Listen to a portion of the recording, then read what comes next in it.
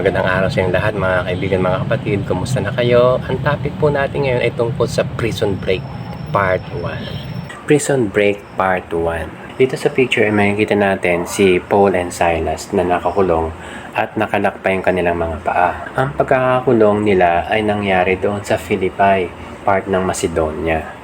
At ito ay recorded sa Acts chapter 16. Ito po yung aking outline. Meron itong dalawang parts. Sa part 1 ay pag-uusapan natin why they were in prison. And part 2 next week ay pag-uusapan natin the purpose of their detention. Maraming salamat sa mga kapatiran, kaibigan, kamag-anak na patuloy na sumusubaybay, nanonood na aking mga videos, na walang sawang nagre-react, nag-heart, nagla-like.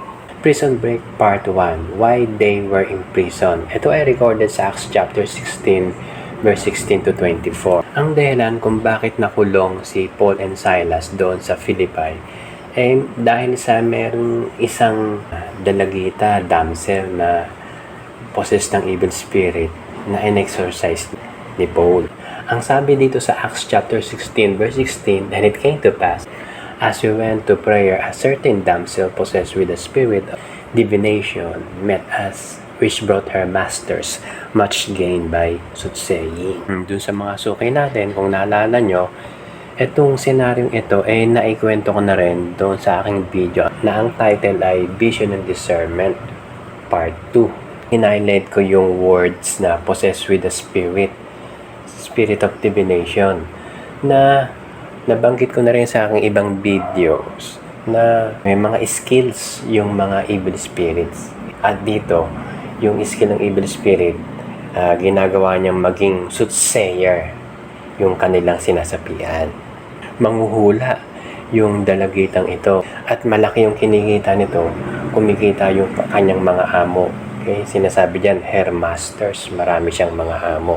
Kung naalala niyo yung lesson natin, yung ating video last week, na meron akong isiningit na video clip ng pelikula ni Nora Honor, na yung title ay Himala. Nasa pelikulang ito ay marami siyang mga amo, yung mga kamag-anak niya na pinupursige siya na manggamot para kumita ng pera. Siya at saka yung mga kamag-anak sa paligid niya. At dito naman, yung damsel dito, marami ding amo. Ang difference nga lang, panguhula naman yung ginagawa nito. Nabanggit ko rin dun sa aking video last week na ang title ay Signs, Wonders, and Miracles Part 4, na may nakikisaling evil spirit doon sa performance ni Elsa na ginanapan ni Nora Honor. So, yung dalagita rito possessed ng evil spirit, manipulated siya ng evil spirit. Ang babaeng ito, nung nakita si Paul at saka si Silas, palagi na sumusunod sa kanila at sumisigaw. Sabi niya, these men are the servants of the Most High God, which show unto us the way of salvation. Ang sabi sa verse 18, ginawa niya to ng maraming araw na sunod-sunod na kanila tapos sigaw ng sigaw. Kung kaya hindi na nakatiis si Apostle Paul at in-exorcise niya. Ang sabi sa verse 18, I command thee in the name of Jesus Christ, come out of her. And he came out the same hour. So, gumaling yung babae, umalis na yung evil spirit, at I believe na masaya tong babaeng to nung umalis na sa kanya yung evil spirit.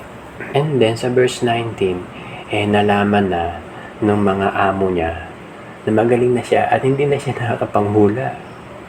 So, nalungkot at sumama ang loob ng mga amo niya kasi hindi nila pagkakitaan yung dalagita.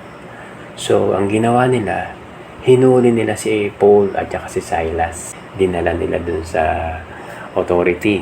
Nasabi dun sa verse 20, yung verse sa baba, and brought them to the magistrate, saying, these men being Jews do exceedingly trouble our city. Nanggugulo daw sila doon sa city, sa Philippi. False accusation.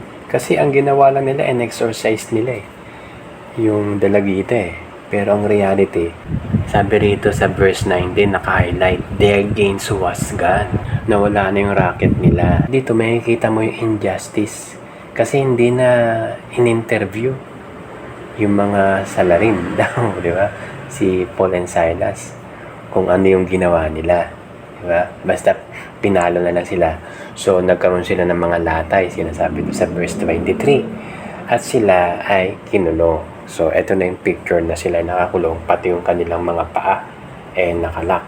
Kahit naman sino kapag nakulong na parusahan na sa maling paratang na hindi naman nila ginawa yung ganong klaseng kasalanan, malulungkot, diba? May iiyak. Subalit dito, sa ating background picture, masaya sila Apostle Paul at si Silas. At dito nga, at midnight sila ay umawit pa.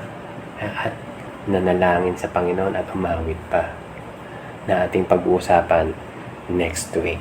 In spite sa mga hardship, trials, persecution na naranasan ng mga anak ng Diyos katulad ni Paul and Silas, na sila ay masaya na naglilingkod sa Panginoong Diyos, na alam nilang nasusunod nila yung kalooban ng Diyos sa buhay nila.